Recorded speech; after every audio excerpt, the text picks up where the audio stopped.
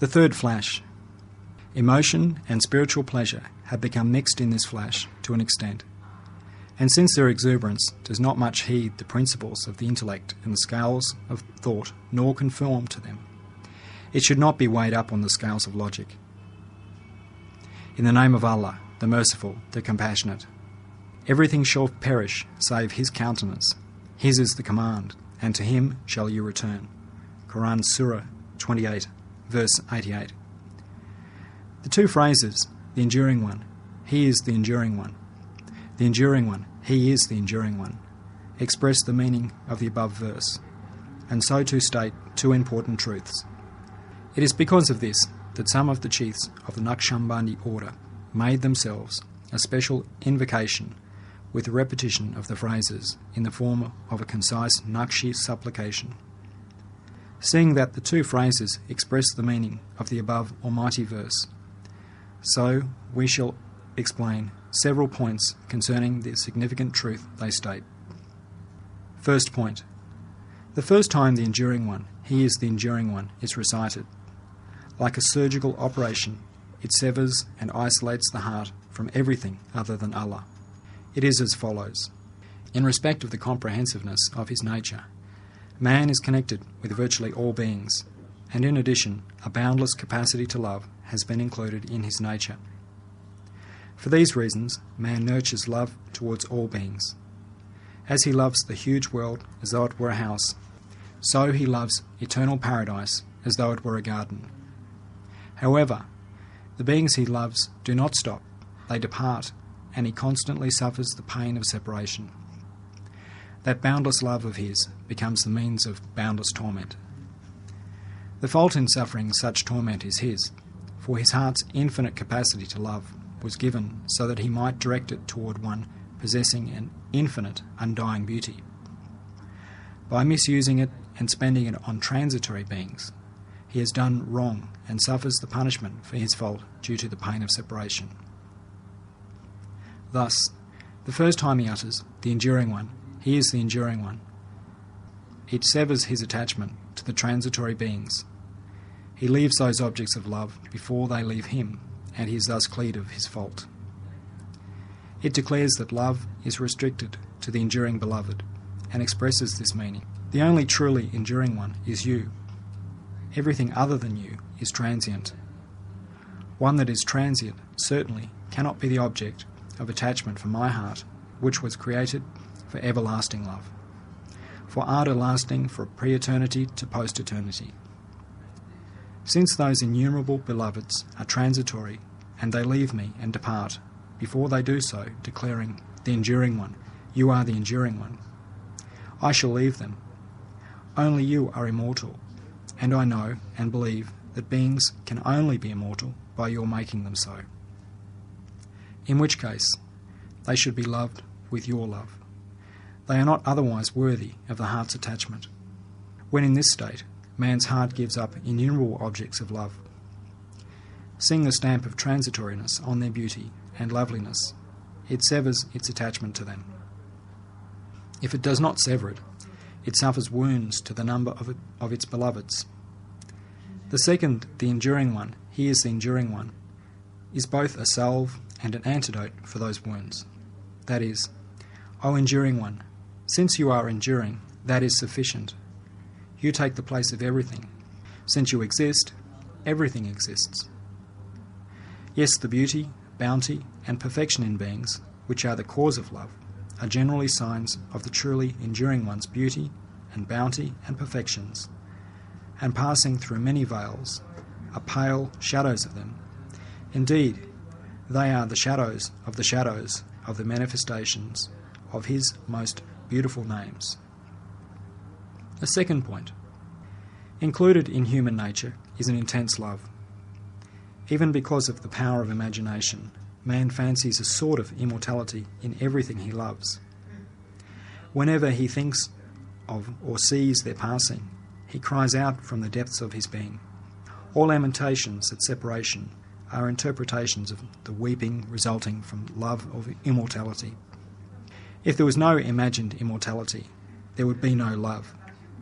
It might even be said that a reason for the existence of the eternal realm and everlasting paradise is the intense desire for immortality arising from that passionate love of immortality, and from the innate and general prayer for immortality. The Enduring One of Glory accepted man's intense, unshakable, innate desire and his powerful, effective general prayer, for he created for transient man an eternal realm. Is it at all possible that the munificent and compassionate Creator would accept the insignificant wish of a tiny stomach and its supplication through the tongue of disposition for a temporary immortality through creating innumerable sorts of delicious foods, and not accept the intense desires of all mankind, which arises from an overpowering innate need and mankind's universal, constant, rightful, just prayer for immortality, offered through word and state? Allah forbid, 100,000 times. It is impossible that he would not accept it. Not to accept it would be in keeping with neither his wisdom, nor his justice, nor his mercy, nor his power. Since man is most desirous of all immortality, all his perfections and pleasures are dependent on immortality. And since immortality is particular to the Enduring One of Glory, and since the Enduring One's names are enduring and immortal, and since the Enduring One's mirrors take on the hue of the Enduring One and reflect his decree and manifest a sort of immortality, for sure the matter most important for man, his pressing duty, is to form a relation with the Enduring One and to adhere to his names. For everything expended on the way of the Enduring One receives a sort of immortality. Thus, the second, the Enduring One, he is the Enduring One, expresses this truth. In addition to healing man's innumerable spiritual wounds, it satisfies the intense wish for immortality inherent in his nature.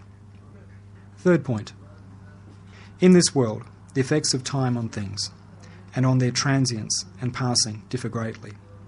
And while beings are one within the other like concentric circles, they are different as regards the speed of their passing. Just as the hands of a clock counting the seconds, and those counting the minutes, hours and days, superficially resemble each other, but differ in respect to speed, so too the spheres of the body, soul, heart and spirit in man differ from each other. For example, the body possesses an immortality, a life and an existence in the present day, and even in the present hour, while its past and future are dead and non-existent. Yet the sphere of the existence and life of the heart extends from many days previous to the present day and to many days in the future. Then the sphere of the spirit is vast. The sphere of its life and existence extends from years previous to the present day to years subsequent to it. Thus, due to this capacity, in respect of knowledge, love and worship of Allah the Sustainer, and the pleasure of that most merciful one, from which spring the life of the heart and spirit, transient life in this world contains within it a perpetual life, results in an eternal life, and resembles everlasting life. Yes, 1 second on the way of love, knowledge and pleasure of the truly enduring one is a year, while if it is not on his way, a year is a second. A single second even, on his way, is immortal and many years. 100 years of the people of neglect in regard to this world are like a single second. There is a famous saying, a moment's separation lasts a year, and a year's union passes as swiftly as a moment. I say the complete opposite to this. A moment's union for Allah's sake, within the Enduring One of Glory's pleasure, is a window of union. Not only a year, it is a permanent window, while not 1 year, but perhaps 1,000 years spent in heedlessness and misguidance pass in an instant. There is a saying, more famous than the previous one, that corroborates this. The broad earth with enemies becomes like a cup, while the eye of a needle with friends becomes like a broad arena. An explicit meaning of the first well-known saying above is this. Since the union with transitory beings is transient, however long it seems brief. A year of such union is fleeting as a second, and is an illusion, a dream, causing regret and sorrow. The human heart, which desires immortality, can only receive in 1 year's union the tiniest pleasure within a fraction of a second. And 1 moment's separation is like not 1 year, but many. For the arena of separation is broad. Even if only for a second, separation inflicts years of destruction on the heart, which yearns for eternity. For it bodes of innumerable separations, while for physical and lowly loves, the past and future are filled with separations. In connection with this matter, we say this: O man, do you want to make your brief and useless life immortal, long, beneficial and fruitful?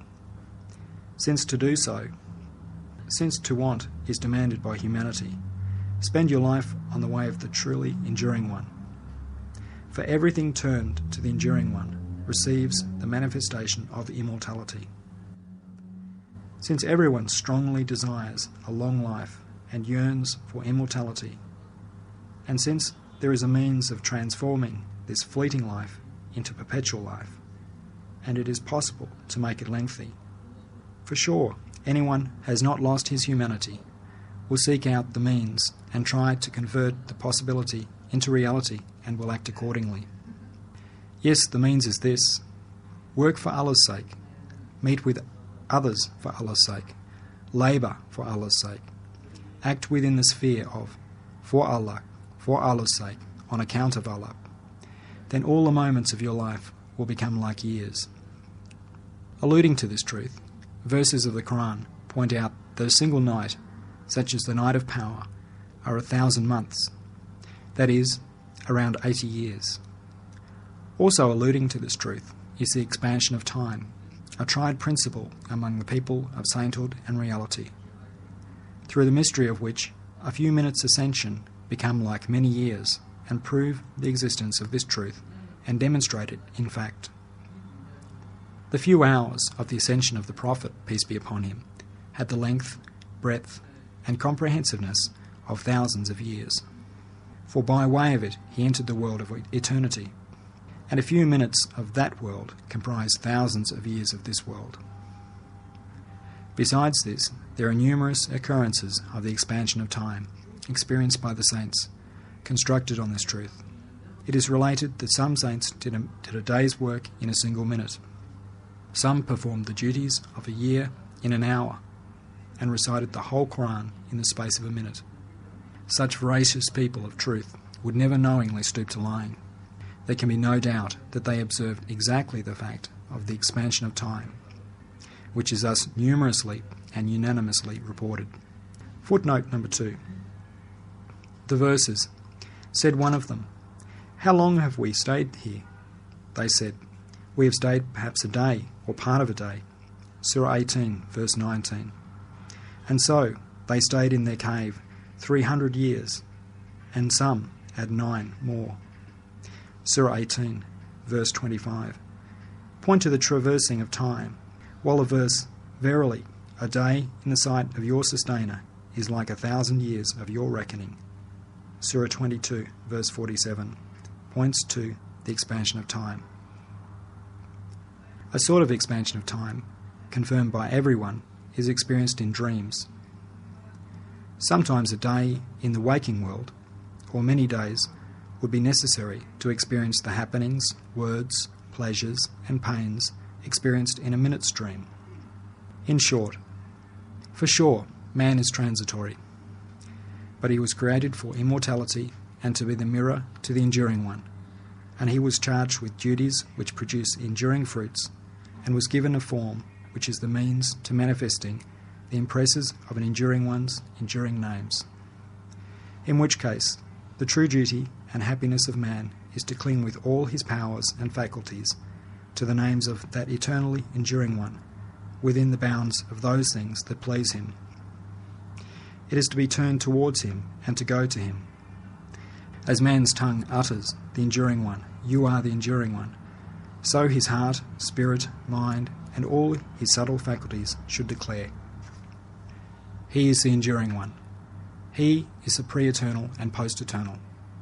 He, the everlasting one. He is the perpetual one. He is the sought one, he is the beloved. He is the one wished for, the one worshipped. Glory be unto you. We have no knowledge save that which you have taught us. Indeed, you are all-knowing, all-wise.